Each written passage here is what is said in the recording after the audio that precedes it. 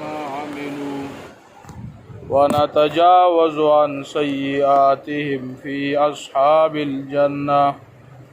وعد الصدق الذي كانوا يوعدون.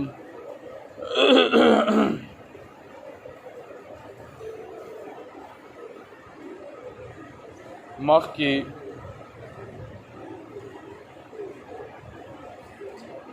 ترغیب ذکر شو استقامت تا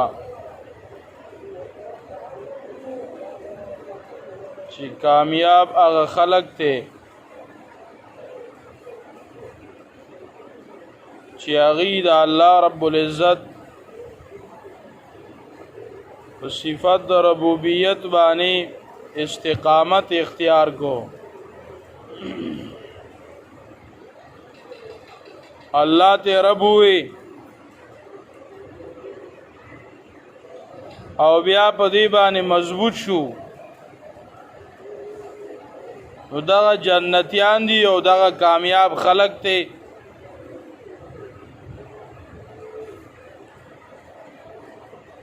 مخکی مضمون در ربنا الله ذکر شو نو پدې دریو آیتونو کې پنځلسم شپاړسم ولسم او دارنګي اتلسم پدې کې دا ذکر کوي چې د انسان مشرانم تربیت ته محتاج دي او د انسان کشرانم تربیت ته محتاج دي د الله. او دویم مونږه په خلاصه کې دا خبره کړې و چې سورۃ الاحقاف د مضامینو په اعتبار سره په دوه حصو کې تقسیم دي. نو اولنې حصہ هغه ختم شوه، د دویمې حصې شروعات ته او پدې کې دلیل نقلی اجمالی ذکر کړي. د قوم عاد نه دارنګي پدې کې وا زواجر ذکر کړي په انکار د توحید او په انکار د قران.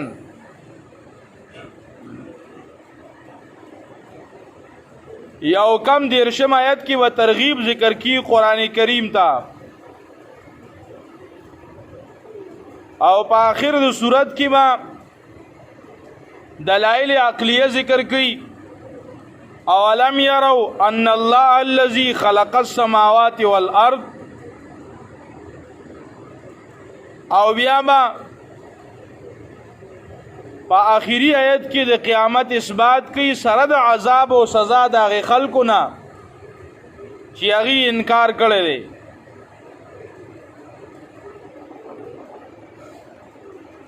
په دې آیت کریمه کې دا مضمون ذکر کوي چې هر انسان کاغه د هر مرتبه دی نو آغا سنا سے تربیت تا محتاج دے. لکه سورۃ الناس کی وئی قل اعوذ برب الناس ملک الناس الہ الناس من شر الوسواس الخناس. استادان التدا توجیه ذکر کئی چې د دریو قسم خلقو بیان دے. اللہ تربیت کون کے دے او بوډاګان وطن په تربیت کې محتاج دي، ځوانان وطن په تربیت کې محتاج دي، معشومان وطن په تربیت کې سدي محتاج دي. بیا دا تربیت په مختلفو اندازونو باندې دي. ځنې تربیت داسې وي چې د هغې انداز د بل د تربیت نه بدلی.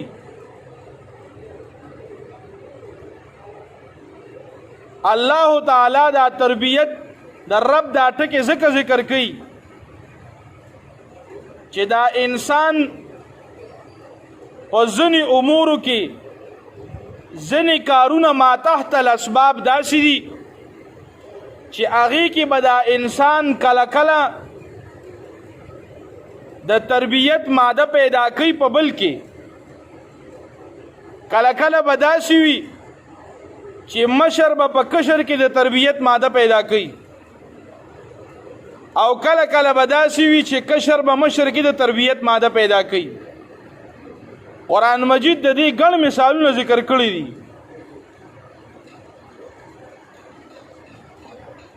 لکه مثلا الله تعالی یو انسان له بچی ورکی یو انسان دی هغه له الله د بچو نعمت ورکو بچی نعمت دی دغه انسان له چې الله دا کم نعمت ورکو د دې نعمت شکریا ادا کول دله پکار دي ځکه نعمت دی او الله په قرآن کې وی چې که تاسو زما د نعمتونو شکریا ادا کړئ ان شکرتم لازیدنکم ولئن کفرتم ان عذابی لشدید که د نعمتونو شکریا ادا کوئ زه به زیاتوم او که شکریا نه ادا کوئ زه به کموم نو دا شکریا د نعمت دا ده چې دغه انسان به د خپلو بچو تربیت کوي تربیت که په هر د زندګۍ په هر پهلو کې تربیت ته خو دې ټولو تربیتونو کې به اول تربیت د بچی د دین کوي د دین تربیت په وله کوي د بچی ذهن به دیندار جوړي د هغه سوچ او فکر به د دیندارۍ پیدا کوي که داسې وه چې الله دې انسان له اولاد ورکو الله په دې انسان باندې نعمت وکړو او دا انسان دا خپل بچی دا خپل اولاد په یو طرف جوتی کوي او په یو طرف رواني او صرف د سره بچی سره دوره کار دی چې څنګه هغه ته وي خیمه سکول ته ځي هغه ته وي یاو کالج ته ځي وي یاو کار درکوي وي او هوم ورک کوي نو وی او کومه بس دې خوشاله شي یاره ټیک شو ما بچی تکړه د کار کوي مونږ دې ته خوشحالي وایو او مونږ وایو چې دا سړی برابر دی پخوا به خلک کور کې دغه شان دي پریشانه ناستو چې د کم انسان د بچو تربیت نه نو لکه چې ماسخوتن شي انا وخت شي نو سره غمي چې یاره بچی به مې اوس کم ځای ګرځي اوس که دا بچی دیندارو او د ده ماحول د ده تربیت او د ده ذهن دینیو نو پلار هم لږ غړب نه خوري د کور کې د افرادو د مشرانو د کشرانو لږ غړب نه خوري ویزه چې ته جومات مدرسه کې به ناستي نو که ډېر ناوخته لړ شوي چې د مدرسه کې به ناستو استاد جي سره به ناستو یا به یې کتاب کتو یا به هسې مدرسه کې ناستو خو که دا بچي تربیت نه شوي نو چې 9 بجې شي 10 بجې شي نو دی خوا خوب د خلکو نه وتښتي چې سړی به په کومه ختلي چا سره به جنګ کړي او څه روانې به یې کړي او څه چل به یې کړي نو لږ غوندې الله تعالی د انسان له سوچ ورکړی دی فکر ورکړی دی په دې انسان کې الله د سوچ او د فکر ماده ایښې ده او په دې کې الله د تربیت ورکولو استعداد هم ایښی دی نو که دا تربیت مونږ د دې اولاد دیني وکړو نو سبا له به دا اولاد مونږ پسې دعاګانې کوي سبا له به اولاد مونږ پسې دعاګانې کوي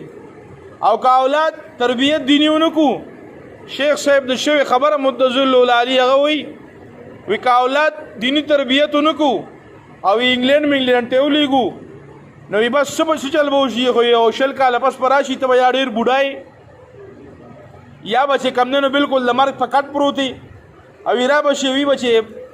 داجي څنګه دی خلکو ته به داجي څنګه دی وي به چې یاره داجي خو ښه دی داجي څه دی ښه دی زه بس خدای به یې ښه کي ښه او زه زما او زما سه ارجن مرجن کارونه مارونه دي او لړ بشي او کډیر باتوره کوي جنازې له وراشي شون به پټ کړي او شو کنه شون به پټ کړي چې یاره دغه جراثیم را نشي راته د کاپورو جراثیم راته را نشي او د داجی چې د جراثیم را نشي داجی بیمار سړیو چې د جراثیم راته را نشي لکه دا ذهني بیا چې د دې اولاد تربیتونه کی او د سوچ دینی جوړ نه کی نو سباله بتای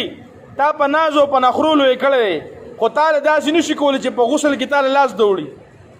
یا تعالی غسل درکې په خپله سړی خو اولاد دی له غواړي چې دی زما تر مرګه پورې ملاتړي نو چې لکه اولاد تعالی غسل نشي در کولی تا ته لاس نشي دوړلی او چې تا ته لاس دوړي نو لیک لب خوري چې ته یا خدای پاک مونږ پکې چې ځان تر رانه کاږي او شو کنه مونږ پکې ځان سره چې تر رانه کاږي نو دغه او یو خاصه هغه اولادي چې تربیت شوی د دینی نو کپلار مړ شي مرګ حق ته ک مشر مړ شو ک کشر مړ شو د غسلوم په خپل ور کې د کفن مفن ترتیبوم په خپل کې د دین نه خبردار دی او لړ شي جنازګاه کې کټ تمخ کې په خپل جنازو کې په خپل جنازو کې اوراشي سبق او مسله په خپل وکي او سړی په خپل لاس باندې خپل سړی په خپل لاس برابر سنبال کی او دعا او تکي دعاګانې او تکي چې د کم اولاد تربیت وشو او دی لوي شو نو دی د خپل مور خپلار د پاره دا دعا کوي چې الله د ایمان په دې نعمت کې د دې نور زیاتواله راولا د دې د ایمان د نعمت نور سیوا کا رب اوزعني ان اشكر نعمتك التي انعمت علي وعلى والدي الله په ما دې نعمت کړې مال دې توحید را کړې مال دې ایمان نا کړې او دې دې ایمان ور کړې زما په دې ایمان کې او د دې په ایمان کې زیادت راولا دا سیوا کا دا زیات کا چې دا زیات شي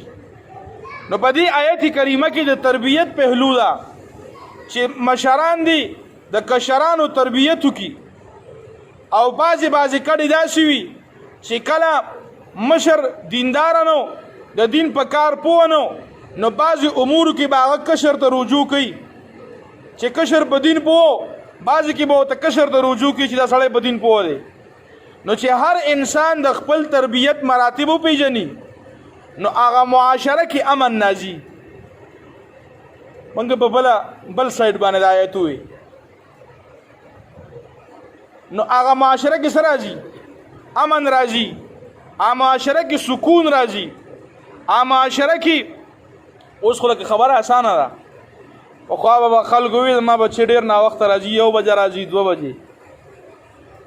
اوس خبره لکه کور ته راغلی ده پلار 9 بجې او 10 بجې ودشي مشرانو ودشي ټولو او سیب سره تر سار تر مانځو پورې موبایل تر سار تر مانځو پورې هغه ناست او تر سار تر مانځو نه بلکې تر سار تر رڼا تر راختو پورې هغه ناست ا دې را پاسې غلي وندي بچي څنګه چلې بس خدي ډیر خدي خو چې کور ناست نو یا دا زهر بار ور کول یا کور ته راول یو شی دی لکه ته یو سړی له زهر بار ور کوي او ته دا اوس کا دا هغه چې کوم انجام دی ویول کور ته راول کور ور کوي یو انجام برابر نه دی چې بار کوم انجام هغه دلتم دی پښپوش پوناشتي او سو کوئی مونږ څه چل کو مونږ پلان کې زه فتح کو مونږ ډینګي زه فتح کو او مونږ پلان کې زه کې شکست ورکو ډینګي زه کې شکست ورکو خلق په دې اخته دي دا څوک نشته چې د کسته وي د بچی ته وي چې تا ته د قران څو سورتونه یاد دي تا ته د قران کریم په سورتونو کې د کم سورت خلاصې یاد دي تا ته د قران کریم په ترجمه کې څومره یاد دي